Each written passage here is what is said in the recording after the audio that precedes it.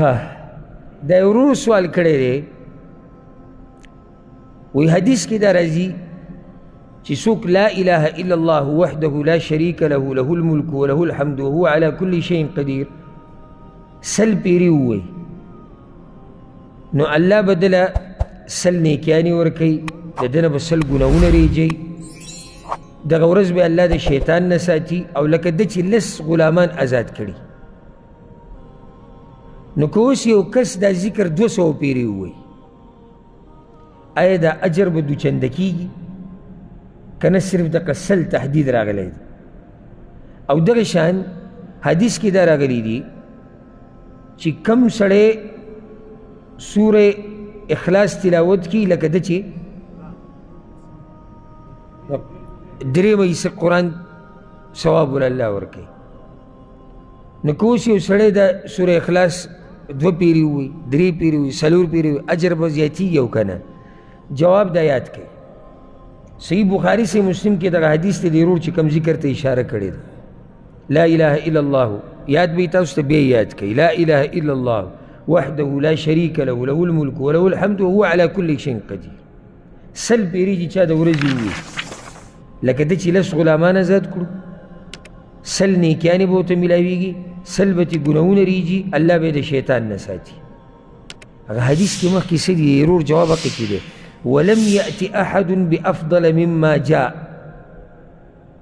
او ده چې دا کوم کار وکړو د دې نه غوره به چا نه کړی الا رجل عمل اكثر منه الا هغه سړی چې د ده نه ډېر ویلی جواب پکې وشو که نه څه جواب وشو یعنی چې ته دا ذکر 200 پیري ووې اجر دوچنده شو 200 نیکیانې شوې 200 د نه ګناهونه ورېجېدو 100 تا غلامان لکه آزاد کړو او الله به دې ساتي پوه شوې بې که نه ښه سوره اخلاص باره کې دا فضیلت راغلی دی یو سړي 2 پیري ووي اجر زیاتېږي 3 پیري ووي زیاتېږي خو دومره ده دا خبره یاده ساتئ چې داسې نه چې د دې خبرو د لاسه ته د باقي قرآن نه هجرت وکړې یاره زه خو سوره اخلاص ویم نو ګوره سوره اخلاص چې ته ووایې الله تعالی اجر درکوي الله تعالی اجر درکوي لکه یو سړي چې 3 حصه د قرآن ووایي خو کم سړی چې 3 حصه د قرآن ووایي هغه د ده نه زیات عمل کړی دی په دې مسله ځان پوه کوي ګورې لکه یو سړي 10 سپارې تلاوت وکړو یو سړي سوره اخلاص ووایي دله خو الله اجر ورکوي خو آیا اجر د ده او عمل د ده او عمل د هغه یو شان دی نه دی یو شان داسې نه چې ته صرف سوره اخلاص سره ډوه لګې چېرې زه خو سوره اخلاص ویم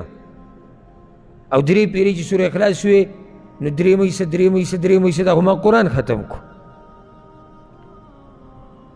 کوم ځای کې چې هم داسې فضیلت راشي که نه نو د هغې ګوره چرته هم دا مطلب نه وي